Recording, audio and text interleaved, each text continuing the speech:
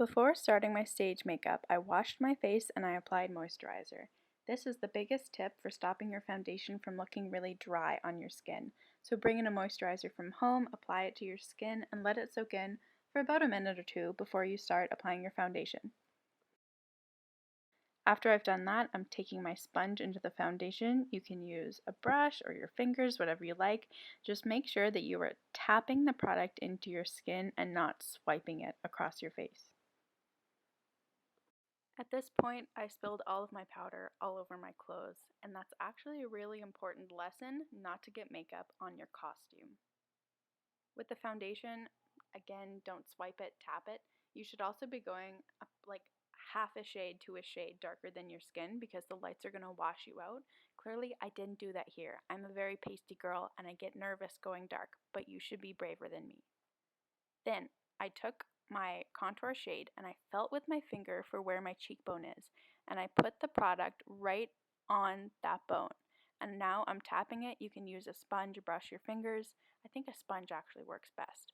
And I'm tapping it to blend up towards my temples. You might think that a shadow would be cast downwards toward your jaw, but it just looks bad, to be frank. It will look bad if you do that. So blend it up. Then I took some on the sides of my nose, but not the true sides. It's more like the top sides. I know that's hard to describe, but if you just look at the placement on my nose, that hopefully will help. This is an important step because, again, the lights are going to wash you out, and if you don't have any color back on your nose, you're going to look like Voldemort, and he's not in this show. Now I'm going over that with a sponge, tapping it in to blend.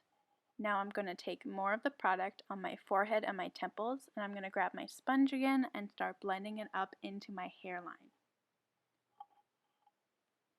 For the contour, bronzer, whatever you want to call it, you're going to want to go a little bit heavy, and in person you're going to look kind of crazy, but like I've said, the stage lights really wash you out. So once you've done a layer or two, you can keep building it up until you have enough. And if you have a powder bronzer, it's a good idea to go over top of the cream afterwards, and that'll really lock everything into place and add more color. For blush, I am using a very small amount because it can get very crazy very quickly. I'm tapping it on the back of my hand before I go onto my face so that I know exactly how much color is going to deposit and I don't put too much down at once and then feel panicked trying to blend it out. A good way to know where to place the blush is to do a little smile so you can see the apples of your cheeks, which is like the fleshy round part, and tap it there and bring it up towards your temples. I then go over it with my same foundation sponge, and that is going to blend it into the rest of my makeup. And also, if I feel like I've done too much, I can add a little bit of foundation on top of it and it'll bring it down. Stamping on powder to set and mattify my makeup. Now, one problem with powder is that if you powder your face underneath your mask, the heat of your breath under your mask is going to cause your makeup to move around no matter what.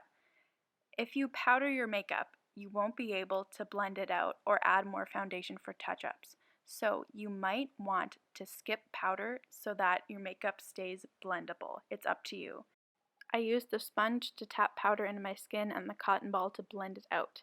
What I'm doing in this clip is cleaning my brush with alcohol. I saturate the brush and then wipe it off until it's clean on a paper towel. This is very important when you're sharing brushes with other people. To fill in my eyebrows, I'm using an eyeshadow that matches the shade of the root of my hair, and I'm taking it on a little angled brush and I'm creating hair-like strokes to fill in my eyebrow. If you have a brow pencil or different kind of brow product, you can use that. Eyeshadow is just an easy, accessible way to fill in your eyebrows. And if you have naturally dark or thick eyebrows, you might choose not to fill them in with product at all and just leave them how they are. You could set them with a gel or a bar of soap. You can come ask me how to do that and I'll tell you. And just make sure that the hairs are going all the same direction and not, hanging downwards into your eyes. I'm starting my eyeshadow by taking a light cream shade and tapping that all the way across my lid up to my brow bone. And then I'm going to take a crease shade, which is like a taupey light brown, and I'm going to look at my eye and find where the natural crease is, which is that fold in your eyelid. I'm going to place my finger there and back and forth sweep the product in there to create the shadow of my eye socket. And you can keep building this up, adding more product until you think you have enough. With a Q-tip, I'm going to take a dark brown shade and I'm going to use that as my eyeliner. So I'm tapping it right into my lash line. You can press down on your eyelashes a little bit to get it up close. And I'm just going to sweep it across to blend it. I'm also using my finger to help blend. Do whatever you need to do.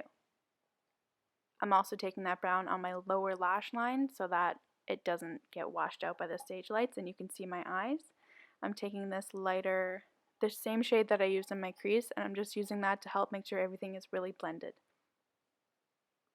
Now I'm dipping into the black eyeshadow shade to further define my eyes, and I'm putting it following the exact same steps, just a little bit closer to my lash line. The brown that we just placed is going to help the black blend in and look less harsh. When you're doing your Jesus Christ Superstar smoky eyes, this is the same kind of technique you want to use, where you're using these same 3 colors and you're just blending it further out across your eyes and building up even more product. I just keep going in between the browns and the blacks here until I'm happy with it, and then I'm going to take a light sparkly color and tap that into the inner corner of my eye, and this is just going to kind of brighten and open my eyes a bit. I'm taking this I'm taking the same shimmer shade and I'm using it as a face highlighter by putting it on the bridge of my nose, tip of my nose, chin, tops of my cheekbones so that the light will catch the high points of my face, and it just looks pretty. After this, I'm going to move on to mascara. Now, I highly suggest that you go out and purchase your own mascara. It doesn't have to be expensive. It can be a $4 mascara. It doesn't matter. The thing is, when you're sharing a mascara and you don't follow proper hygiene etiquette, your chances of contracting or giving somebody a sty or pink eye or any kind of bacterial infection is very high. So the way to avoid this is to take one disposable mascara wand, dip it in the tube, apply it like you would, and then if you need more product, take a new wand. Do not double dip the same used wand back into the tube. You can try holding the mascara wand near your eyelashes and blinking on the product, but if mascara is too intimidating, you don't have to do it. You can just do eyeliner with the eyeshadow and leave it at that. The best way to apply mascara is to wiggle it from the root to the tip of your lashes. Try tilting your head backwards and looking down into your mirror, and that will help you not to get it all over your eyelids. But if you do get some on your eyelid, don't panic. Let it dry, and once you've finished your makeup, take a Q-tip and it'll come right off. For lips, I like to use a lip liner. You don't have to if you don't have one. Just take your liquid lipstick, make a little Zoolander face, and tap it onto your lips. Do not use red lipstick, please, okay? Because characters who don't wear makeup don't wear red lipstick. That is the finished makeup. This was a lot of information very quickly, so don't hesitate to ask questions. Have fun, be creative, stay sanitary, break a leg.